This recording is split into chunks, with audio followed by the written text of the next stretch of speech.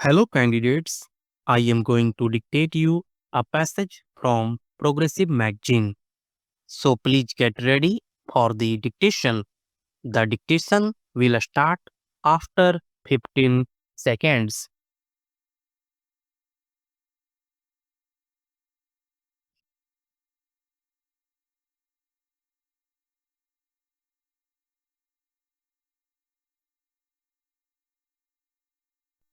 Sir, I would just like to touch briefly on a few aspects of this question of national transport policy. This report is a very valuable report. But like many of its predecessors and successors, I think it is being consigned to the pigeon holes or cold storage, whatever you like to call it.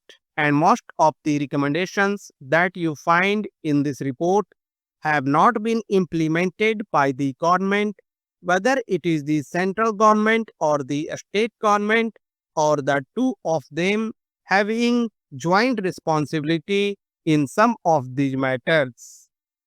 The problems which are facing the country in this respect are getting more and more acute.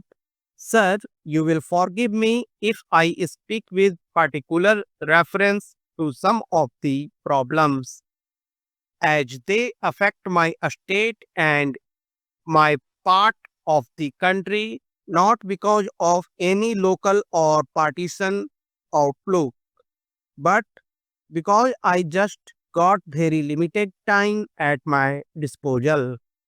About freight equalization, there is a whole chapter in this report. I only wish to point out that report itself has stated categorically that the original purpose of railway freight equalization was to stimulate the dispersal of industries. But they have also admitted that this object has not been achieved, and rather than helping the proper and optimal dispersal of industries, it has actually added to the real transport costs. Now, for example, in West Bengal, iron and steel, which are available in our region, are covered by freight equalization. So, that is an advantage enjoyed by the engineering industries located in other states at great distances like Maharashtra and so on. But in the reverse process, you find that Bengal does not grow any raw cotton.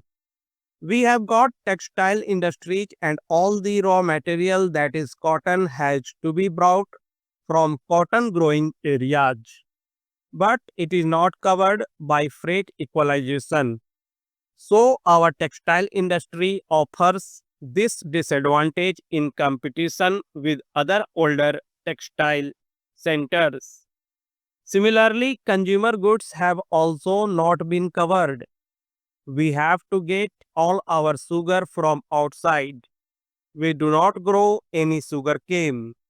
Even mustard oil, which is the normal cooking medium for most of the people in Bengal, strangely enough has to be brought from outside.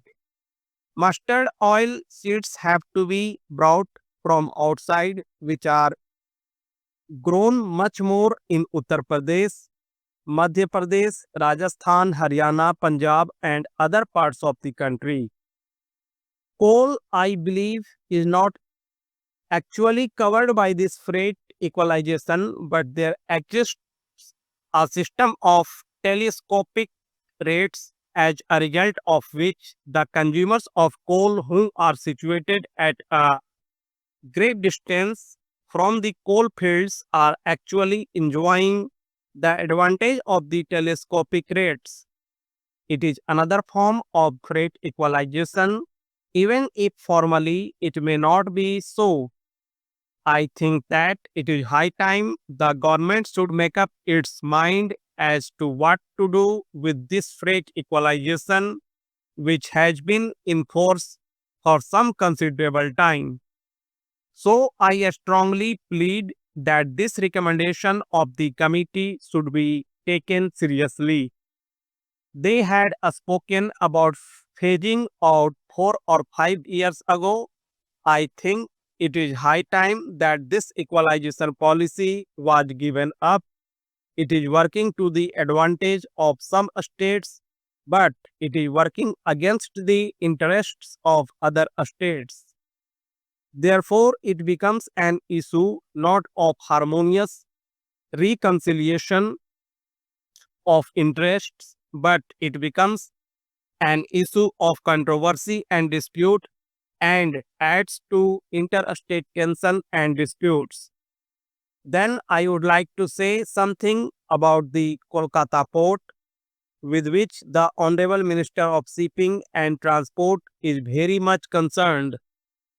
This report has spoken about the phase that most of our inland waterways are facing very serious hazards, that is to say, hazards of shallow water, erosion of the banks of the rivers, and so on.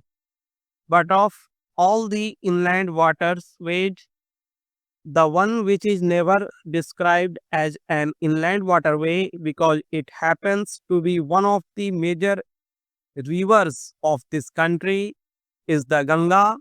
When it reaches the gigantic delta, when it becomes known more familiarly as the river Hooghly. Everybody knows that for years we are grappling with this problem, which that unless something is done to improve the navigability of that river, the Calcutta port is dwindling, is shrinking, and it can no longer receive large vessels as it used to at one time.